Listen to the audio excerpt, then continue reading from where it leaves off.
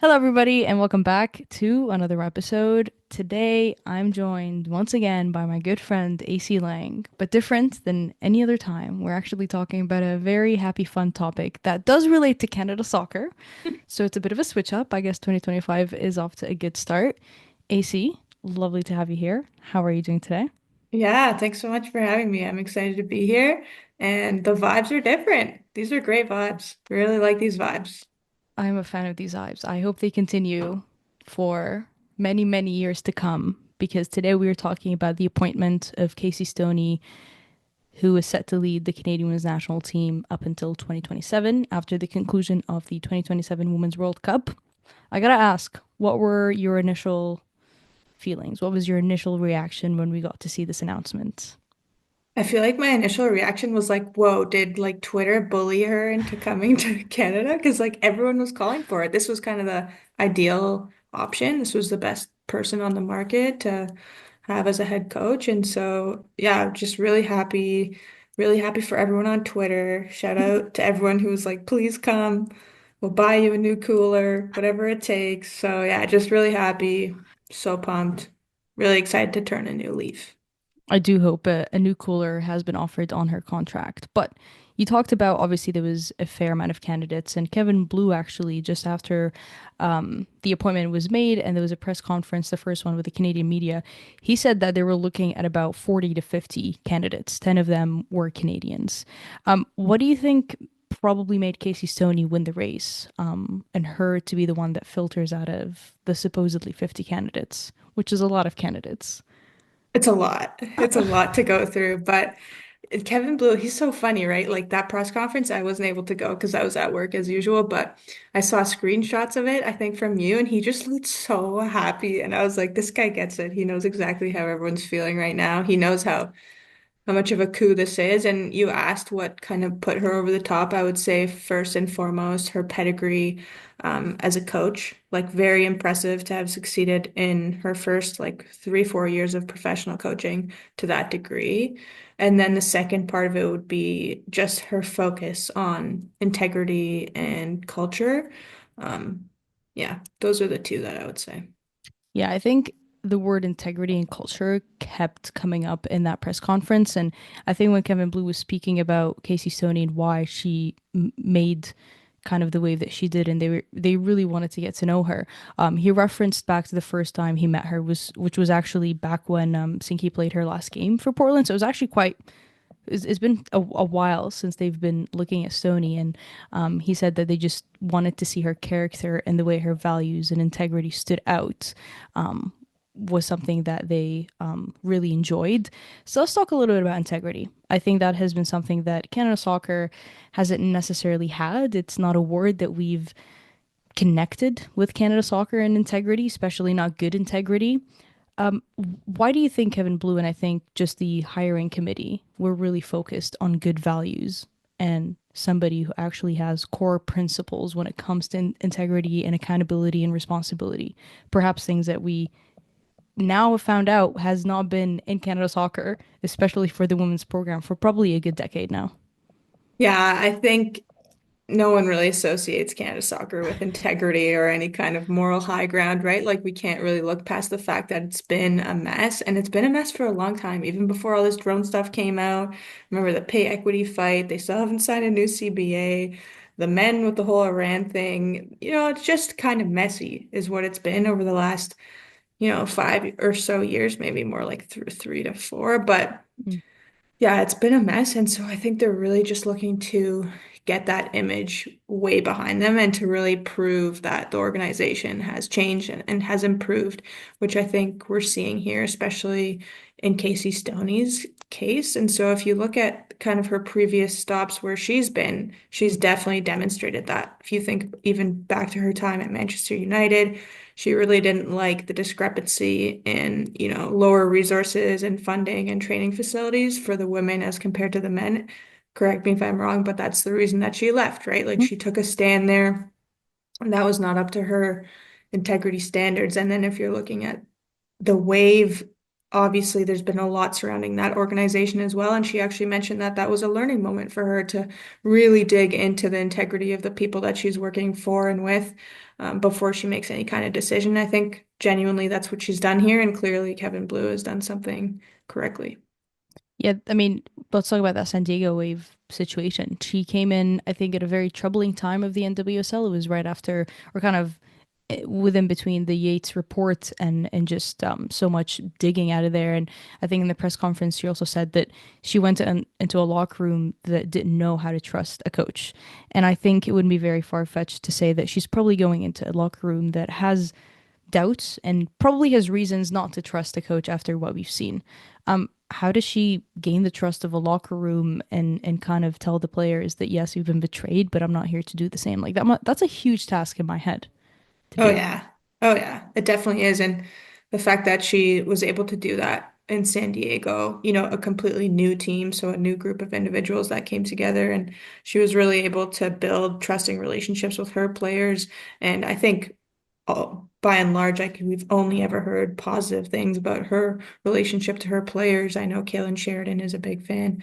And so she will have a tough task, but she will also have some time to do it, right? She mentioned kind of in some of her initial interviews that she knows that the first thing that she needs to do is gain trust coming through the door.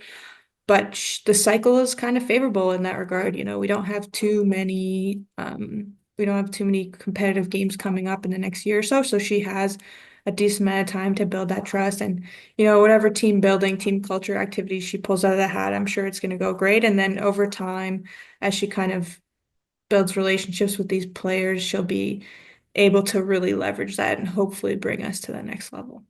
I think I remember when you and I were discussing about what was the next move, I think after the Bev Priestman saga, whatever you want to call it.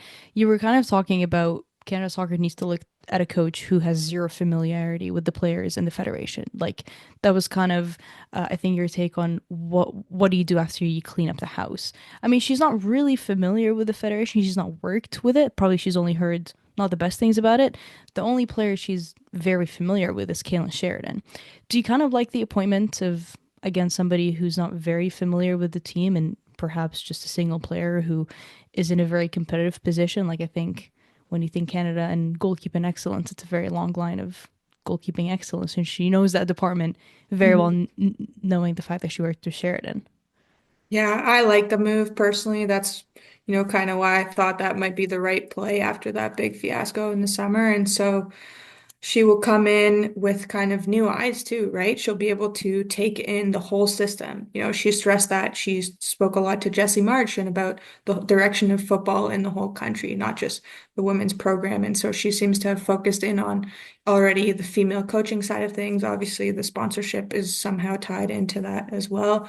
But yeah, I think it's the right choice to go with an outsider. She comes with fresh eyes. She has really interesting experience. If you look back, like she was there at the beginning of the WSL, she was able to see kind of the jump that English football took when the WSL came around. Even the home Euros would have been a big bump for her that she saw as a coach. And so um, yeah, it's crucial to kind of have gone with an outsider here, and I'm really excited about the different experiences that she'll bring to it and the kind of the outsider's eye and see what's going right. Because she did already praise actually our development system, even though being on the inside of it, sometimes it feels lacking and not great. Mm, It's pretty good. Like we've developed outstanding players, world-class players, and so even seeing her kind of praise our development system is kind of a good pat on the back, right? hmm I somehow have to connect this to the NSL because I think when we're talking about the NSL, we're talking about how the Canadian national team has kind of been really the main spotlight when it comes to Canadian women's soccer. Now that's not going to be the case because we have an up and coming league. Like when you look at this new fresh start that the program is going to get and this new historical league that's about to kick off, how do you think the two are going to intertwine and how do you think Stoney's influence or what sort of influence is she going to have with the league and making the pool more competitive, which has been a goal of the NSL? Yeah, so I guess she must have gotten pretty familiar with Diana Matheson through the process of this selection, even because I know Diana, Labe, McLeod, et cetera, a few others, Tancredi, I think, were involved. So I'm sure she was able to speak to her at length in that as well. But You hit the nail on the head. Like the NSL is going to be such a game changer in women's soccer in Canada that like we can't even really picture all the positive outcomes that we're going to get from it. But she stated very clearly that she's here to support the league in however, whatever way she can. Looks like there's already some kind of tie with the elite coaching because if you look at the female coaches in our league, they're not Canadian. Mm. Right. So some of the men are Canadian, but the women aren't. And she was speaking about that a little bit on one of the interviews. I think it was The Athletic. And so she will have influence and she will benefit. And one thing that I like that she said was that she's actually not hoping to have any kind of say or role in where a player plays. And so that's reassuring for people like Emma Reagan or Quinn who have chosen to play in the NSL for various reasons and will clearly still be part of selection if they perform to the level that they need to. And so I like that she kind of stated that off the bat as well because it kind of opens the door, right? So yeah, I think she'll benefit, and then the players will benefit the most. I completely agree. I actually found that very reassuring. I think from an outsider perspective, who perhaps maybe was worried to see of how is this league going to really attract Canadian players from the pool that's currently active to come play here, and how is that going to affect their international call-ups? And her recognizing that and saying, actually, it doesn't really depend where you're playing. Well, I mean, sure it does, but it sort of, I guess it encourages them to still look at options over there. Let's talk about what we might see on the pitch. I think the Canadian program has always been associated with good defending, and I think she said it, like she's not going to come here and coach the team how to defend because they know how to do that. But I think there's wide opportunities to coach the team on better attacking, knowing the talent that we have up top that I would say has been underutilized for probably, some time. Yeah, I think that's fair to say. Mm. And she'll have a lot to work with defensively. She was a defender, so she's going to have that core to her game. She's going to build the game off of a solid defense, and she's not going to be at a loss for players in Canada. She actually spoke about how Jade Rose was in training in San Diego, which I completely forgot. But yeah, she was spotted there. I think a few springs back, but she I think she's excited about the young players. If you look at Olivia Smith, for example, that's probably someone who really excites her. She already spoke a little bit about teaching her more about movement off the ball, I think obviously also in the offensive phase. And so are we going to score goals under Casey Stoney? I think so. So if you look at the San Diego teams, they didn't concede much, right? They had like I think over 8 or 9 shutouts in both the good seasons that she was there, right? 2022, 2023. And so we have that down, no problem. But is she going to be able to create platforms off of a solid defense to create goals? I don't know. It seems like she really needs to figure out that formula because Bev struggled too, right? We haven't really been able to unlock that in her tenure at all. Mm. And so I'm really excited to see what she does. I think one of the years Alex Morgan was actually Golden Boot winner in Mhm. the NWSL, her San Diego player. And so maybe we'll get to see a little bit more offense, which would be really exciting. Yeah, I think a player that I really, really, really want to see her unlock is Evelyn Vienne. Like I think we got snippets under Bev, but really nothing close to what I think her best abilities are. And to look at somebody as exciting as Olivia Smith, obviously Chloe Lacasse coming back now from an ACL, that's going to take some time. But I think it all works really perfectly that there's no competition this year. There's nothing that they have to go in and win trophies. How do you expect her to build this year and kind of what's her first task as she continues to build for the 2027 World Cup, which it feels like it'll be around here, like with the blink of an eye. Yeah, for the next few months, I think she'll just want to widen the player pool as much as possible, really get as many players into camp that she can. She did put a really large focus on young players coming through the pathway and the ones that she's excited about. And so I'm sure we'll see a lot of young kids out at these camps to just get reps in. And hopefully the federation can allow for that, right? They have to pay for these larger camps. So hopefully they'll be able to accommodate that. So she'll be widening the pool. She'll be building relationships, especially with the core group of players. She mentioned that experience is very important in major tournaments. And so she'll be kind of looking to get in with that core of players, right? The ones that we know will be there in 2027 and will play really big roles. And then after that, it's just getting kind of the tactics right, like looking at how her game plan will look in this team. And so getting as many reps in with her tactics against meaningful opposition as much as we can. Mhm. I think that's the next few months for her. There's a lot of change for the players. I think the only thing that they don't really have to get used to is a British accent because it seems like the Canadian team cannot not hire an English coach with obviously that's like no issue, but it's an interesting trend that continues to happen. So the English accent continues in our press conferences with the Canadian team. Last question. Um, how soon do you think we'll see her sitting on one of these Canadian coolers? Oh man, I think February, right? At the Must. Pinatar Cup in Spain. That's when her first matches will be. Looks like a 3 game window for Canada. I'm not sure who the opponents are yet, but yeah, it looks like it's going to be held in Spain. Spain's going to be hot. Well, I don't know about Spain in February, but it'll be warm enough to wear her blazer on her cooler, right? I think she's got to pull it out right away. She said she's going to buy a red blazer, so. Canada Soccer, make it happen. Don't talk about Oh yeah, costs. remember when they all bought themselves jackets? I'm sure there's one of those that you can pick Oh up. yeah. Oh yeah. That was quite the story. They could The definitely pull one. 11K blazers or whatever they bought. Yeah. Oh, if you know, you know. I hope they're able to pull one of those, but I don't want to hear anything about costs, money, camp, Canada Soccer. You can definitely afford a cooler. Take that to Spain. It does feel like Spain is the new home for the Canadian players. Like, might as well just build in No, training it's a great center there. choice.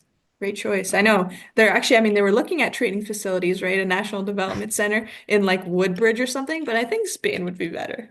Let's just do it. I mean, it wouldn't be out of Canada Soccer's realm. Like they do some Sponsored by the Canadian Embassy in Spain. Kevin Blue. I hope you're listening. We need to make it happen. AC, thank you so much for joining me, and we very much look forward to seeing Casey kick things off with February, and hopefully it's a new fresh start for this Canadian team. Drama aside, it's a new era, and hopefully it's a very exciting era with the NSL kicking off very soon. So thank you so much for joining me for this chat. Yeah, thanks for having me. By the way, this is what we sound like when we're not depressed. You hear the Yes. laughing? God, I do remember there was a few comments on our earlier episodes being like, oh, damn, AC looks quite upset. It's like, yeah, that's fair. I would assume so.